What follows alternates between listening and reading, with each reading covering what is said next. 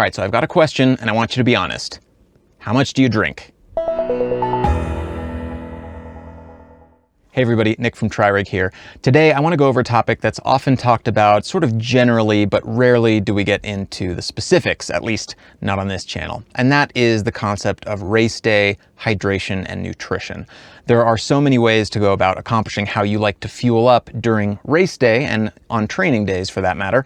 And I want to dive deep into the topic of how all of you out there are accomplishing this. How do you like to rig up your bike for race day? How do you like to rig up for training? How is it that you like to consume calories during a triathlon race, whether it's short course or long course?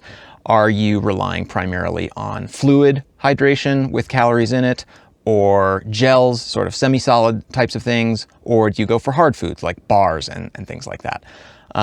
This is a topic that's sort of evolved a bit over time. I think the modern trend is, especially for pros, to rely almost exclusively on fluids during a race. And they'll have a concentrated calorie mix and they'll just consume that slowly over the course of the race. That way they can easily have, upwards of 3,000 or 4,000 calories in a single bike setup before accessing any on-course aid. And then they can easily supplement with, things like Gatorade or water, etc. So let's take a look at a couple of examples from the pro ranks from this year's race in Kona, Hawaii. We've looked at a couple of these pictures before, but never in this level of detail. And please chime in the comments and tell me how you like to set up your bike. We're really curious about this. We're thinking a lot about this space right now, and we have some products under development that we think are really going to help athletes with sort of plug and play solutions to exactly this kind of situation. So the more specific you can be, the more helpful that will be in informing us to make the best possible products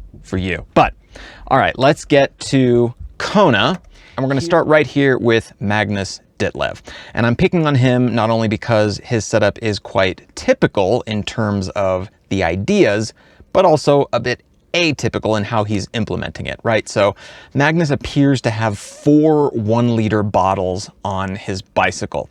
I don't think I see anyone else in the top 10, at least in Kona, doing that. It's kind of unique and interesting.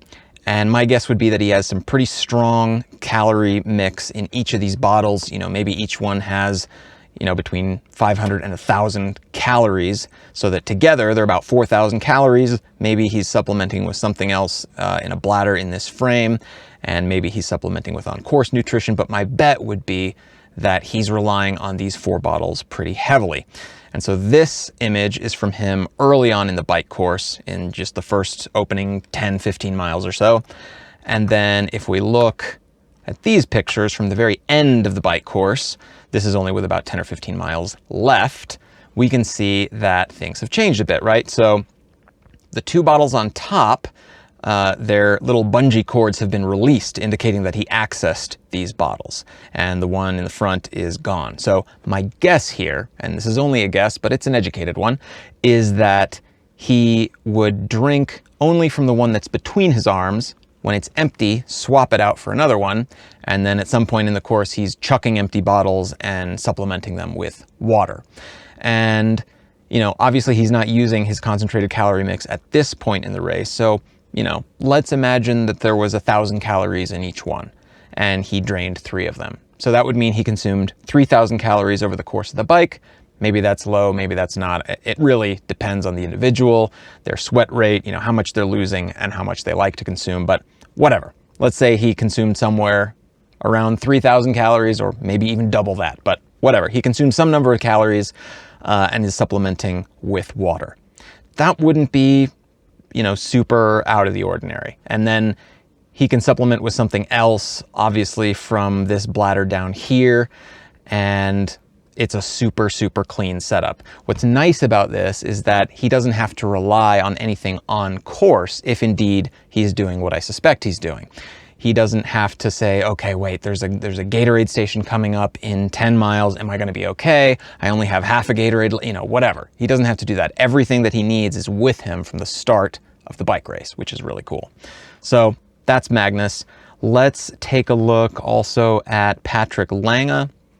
He was the race winner, of course, and it looks like he's doing something similar, right? So he has an Aero bottle up here which he's customized with a straw, so it's coming right up to his face right there. And then he has these 2 bottles, which I suspect have something concentrated as well. So between those 3 spots, I'm guessing he has something similar to what Magnus Ditlev had, but with a different configuration, right? Instead of 1 bottle up front and 3 in the back, he has 1 bottle in back and 2 in front with a lot less total fluid. So these look like they're, 500 or maybe even 750 bottles. So he has maybe 2 liters, whereas Magnus had closer to 4 liters. So almost the double total fluid capacity, but I'm betting the calories are really similar. And so he's obviously going to supplement with water as well.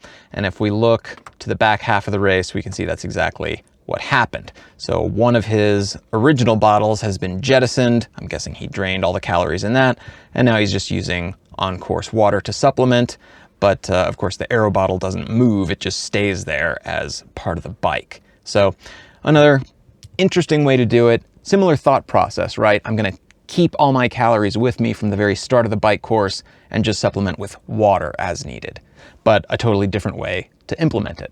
So that's going to be all that we look at today in terms of Kona photos. If you want me to go more deeply into this, if you want to see more examples of how the pros are configuring their race day nutrition, let me know in the comments. But what I really want to know in the comments again is, how are all of you configuring your race day bikes? Are you relying primarily on fluid nutrition as the pros are, or are you supplementing with semi-solids and solid foods as well? How do you like to configure that? Do you have multiple bottles up front and multiples in the rear, 1 of each, 1 up front and 3 in back like Magnus Ditlev, etc.? We're working on developing some products in this exact space right now so that you can go through this process of selecting exactly how you want to configure fluid nutrition in a very plug and play manner. We've released one of them recently. It was just our multi-bottle BTA rail, a very simple product that just lets you mount multiple bottles up front. But we have a lot of stuff in store in exactly this space that we can't wait to show you. So that's going to be all for today. Please let me know your thoughts in the comments, and thanks so much for watching. See you next time.